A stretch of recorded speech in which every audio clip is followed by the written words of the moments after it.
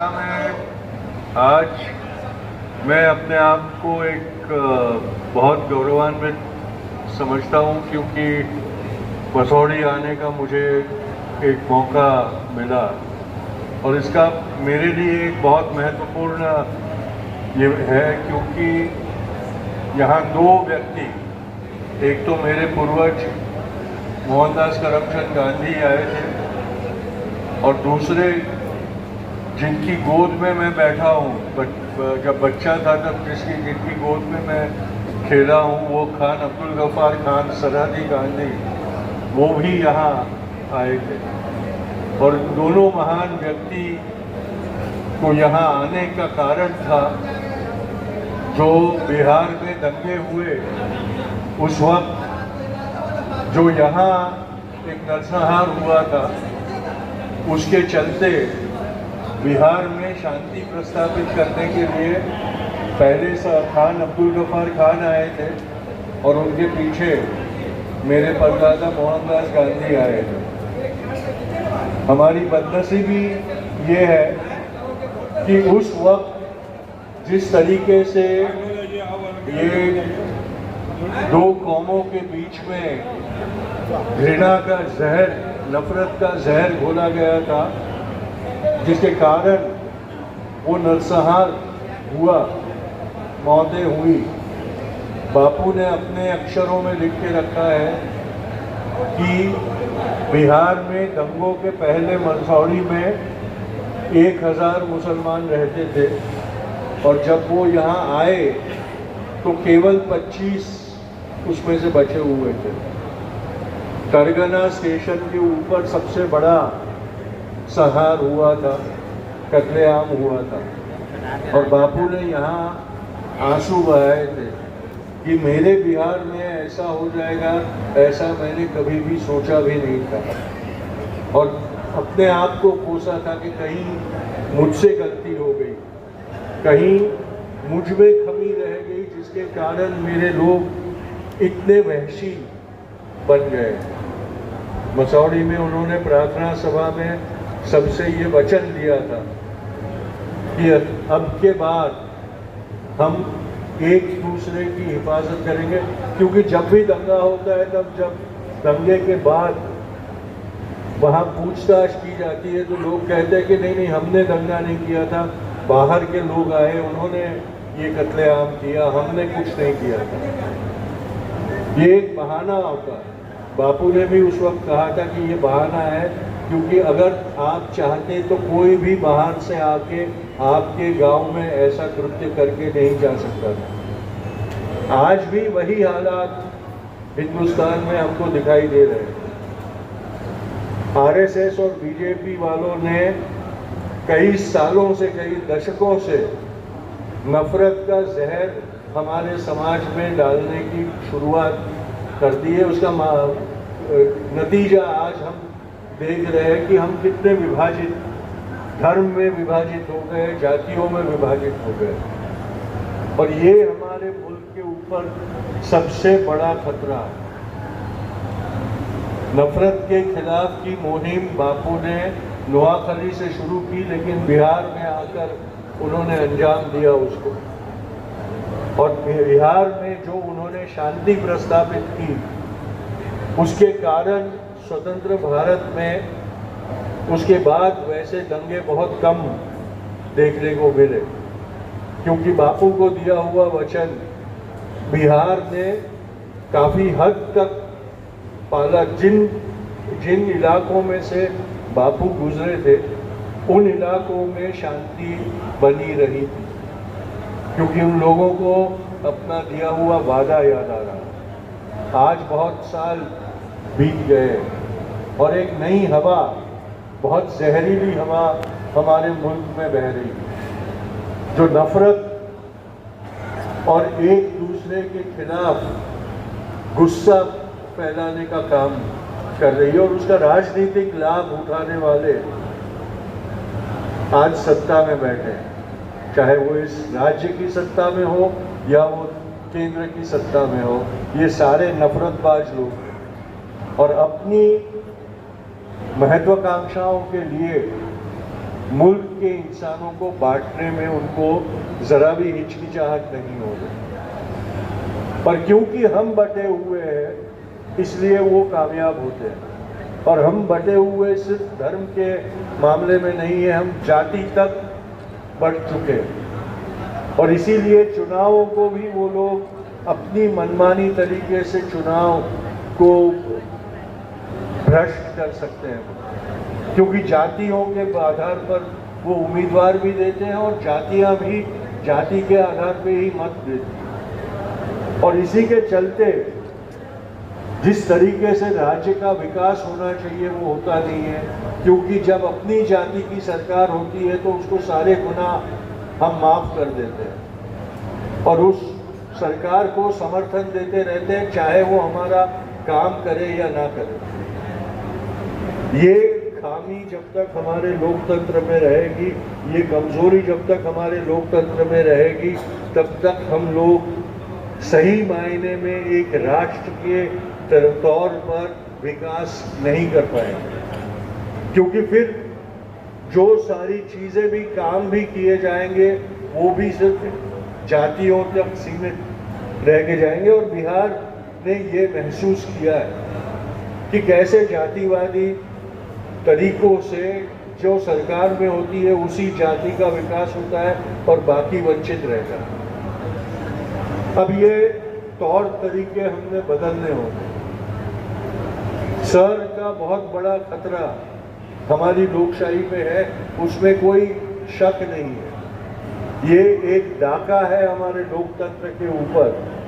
और इस बार पहली दफा सरकार ने चुनाव आयोग का उपयोग किया है इस डाके को यशस्वी बनाने के लिए। और ये सारी बातें इसलिए है कि हम नागरिकों के तौर पर लापरवाह हो गए, हम सतर्क नहीं रह रहे, हम हमारी हिफाजत और हमारे जनतंत्र की लोकतंत्र की हिफाजत करने के लिए कटिबद्ध नहीं रहते हैं। इसीलिए वो एक के बाद एक तरकीबें करके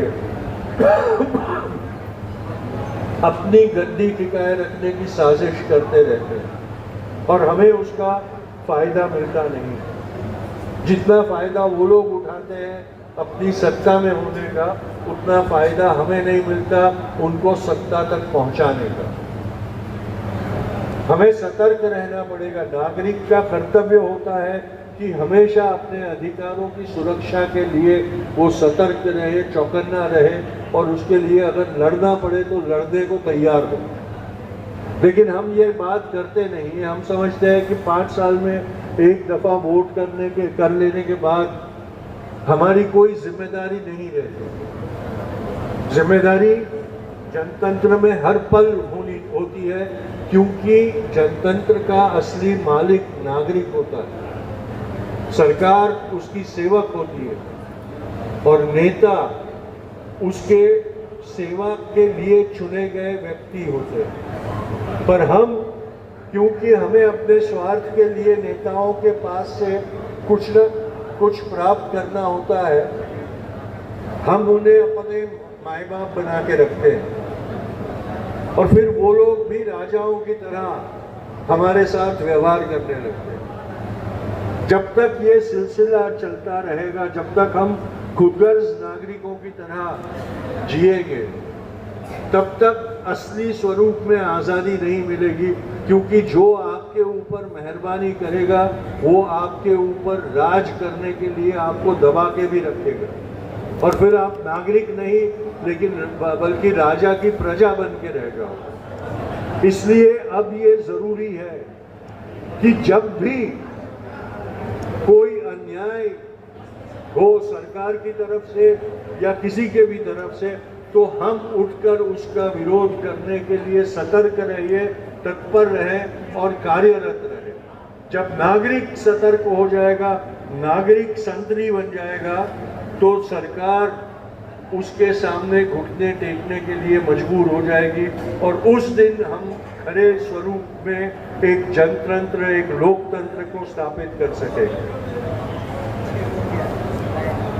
ये बात आपको समझनी बहुत ज़रूरी होगी। नारेबाजी बहुत हो गई है, नारेबाजी से कुछ होता नहीं। आपको तो प्रधानमंत्री ने खुद ने ये कह दिया है कि भाई चुनाव के वक्त मैं प्रचार करने निकलता हूँ तो वायदे करता रहता हूँ, लेकिन वो सारे जुमले होते हैं, उसको मानना ज़रूरी नहीं है। जब एक प्रधानमंत्री जुमलों की राजनीति करने लगे तो ये समझना ज़रूरी है कि वो सारा वर्ग जो है वो हमें बेवकूफ़ समझता है। ये समझता है कि खोखली बातें कर करके इन लोगों को हम फुसला सकेंगे और अपनी सत्ता टिकाए रख सकेंगे। उनको ये दिखाना ज़रूरी है कि अब हम उनसे बेवकूफ़ नहीं बनेंगे।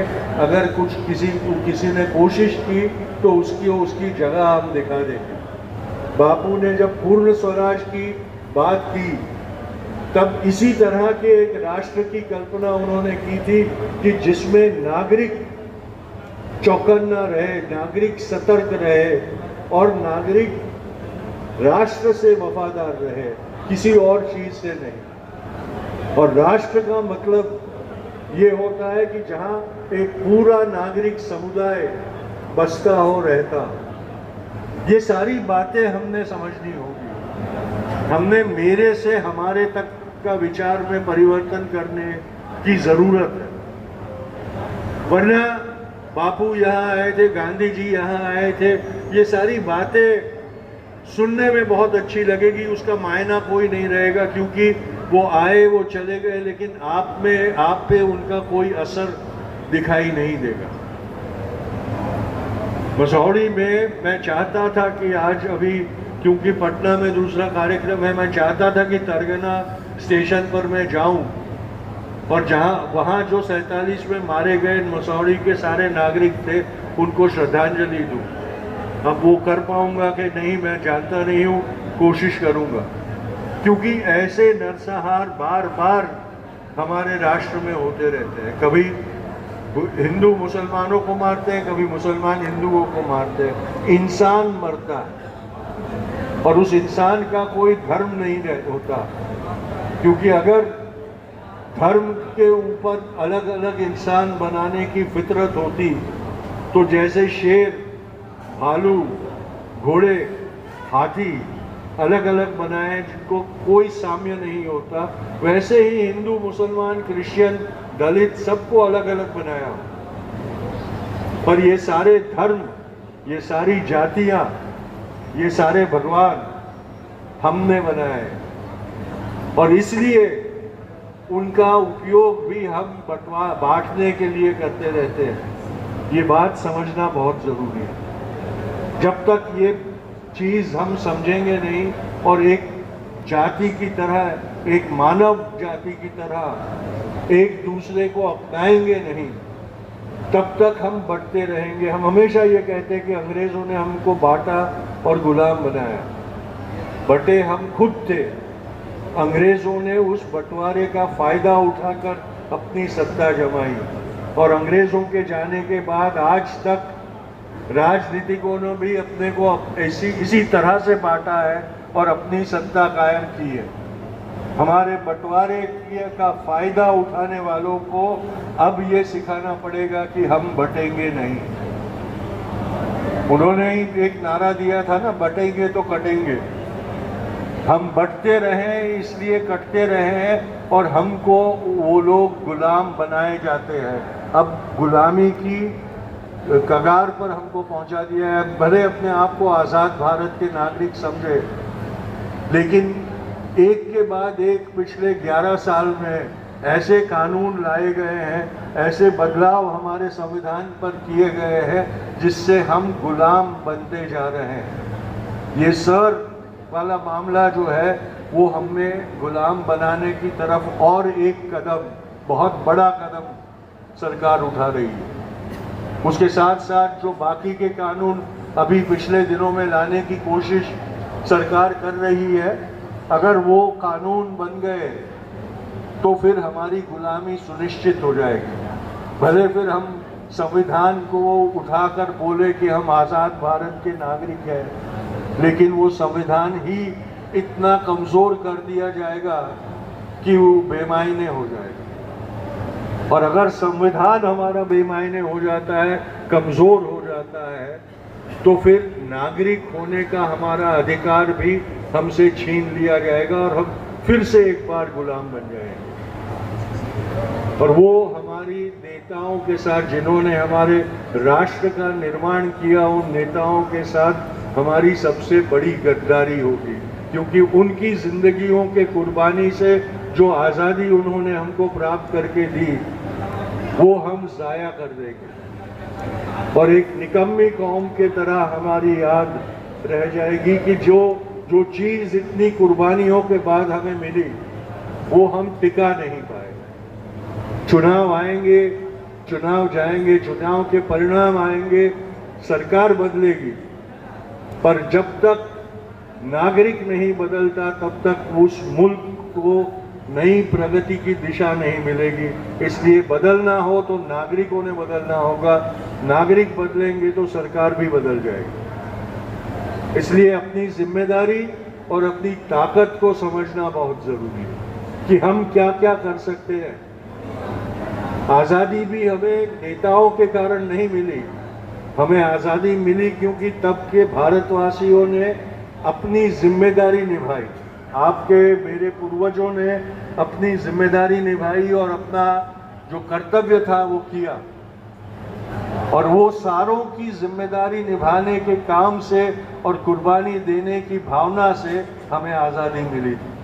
उस आज़ादी को टिकाना होगा तो भी हम लोगों ने कुर्बानी देनी पड़ेगी, हमारे स्वार्थ की कुर्बानी देनी पड़ेगी, और इस मुल्क और इस कौम के लिए जो बेहतर हो वो करने की जिद हमने रखनी होगी। ये सारी बातें इसलिए करना ज़रूरी हो जाता है क्योंकि हम खुद अपने विनाश की ओर अग्रसर हो रहे हैं। हम वो भेड़ बकरियों के झुंड की तरह चल रहे हैं कि जिनको ग्वाला अगर घास खाने ले जाए तो हमारा पेट भरेगा, और अगर कतल खाने ले जाए तो दूसरों का पेट भरेगा। भेड़ बकरियों में और हम में ये फ़र्क है कि हमको समझ में आता है कि कहाँ जिंदगी है और कहाँ मौत है, पर अगर वो समझने की ताकत हम गवा दे तो हम में और भेड़ बकरियों में कोई फर्क नहीं रहेगा। अब आपने ये तय करना है कि आपको इंसान, एक बुद्धि वाला इंसान बन के रहना है या भेड़ बकरियों की जैसे जिंदगी और मौत का भी फैसला जिनके हाथों में ना हो वैसा बन के रहना है। सोचना होगा, और सिर्फ सोचना नहीं, इसके लिए काम करना पड़ेगा, इसके लिए लड़ना पड़ेगा, इसके लिए कुर्बानी देनी पड़ेगी। बिहार ने हमेशा भारत को क्रांति की दिशा दिखाई है। क्रांति की मशाल, लड़ाई की मशाल हमेशा बिहार में से ही तेजान्वित हुई है। आज भी बिहार में वो शक्ति है कि भारत की प्रेरणा बन सके। बिहारी ये कर्तव्य निभाएगा या नहीं, ये वक्त बताएगा। मेरी आपसे विनती है, परसों ही मैं राजेंद्र बाबू के गांव गया था, उनके घर पे दर्शन करने, मत्था टेकने गया था। राजेंद्र बाबू ने जो आज़ादी की जंग में कुर्बानी दी, उसके पहले जब मैं तुर्कैया गया था, तुर्कुलिया गया था, तो वहाँ बतक मियाँ अंसारी का गांव था। बतक मियाँ अंसारी ने जो बहादुरी दिखाई, राजेंद्र बाबू ने जो कुर्बानियाँ दी, उन सारों की मिसाल बिहार के सामने है। और वैसा होने की भावना बिहारियों ने वापस अपने में जगानी होगी, तभी जाके शायद हम जिस भारत की आज़ादी के लिए सैकड़ों ने अपनी कुर्बानियाँ दी, उस कुर्बानियों के लायक हम बनेंगे। आने वाले चुनाव में मैं आपसे ये विनती करूँगा कि बिहार के बदलाव की एक दिशा के लिए महागठबंधन को अपना समर्थन आप ज़रूर दें, लेकिन उसके साथ साथ इस मुल्क के लोकतंत्र को बचा के रखने के लिए जो लड़ाई लड़नी है उस लड़ाई को ताकतवर बनाने के लिए भी बिहार के चुनाव का एक नतीजे का महत्व होगा, वो भी जिम्मेदारी आप निभाएं। जय हिंद, बहुत बहुत शुक्रिया। उपस्थित हैं, धन्यवाद ज्ञापन करेंगे और जो भी जहां बैठे हैं वहां बैठे रहेंगे, उनका अल्पाहार वहीं पहुंच जाएगा। श्री शिव पूजन सिंह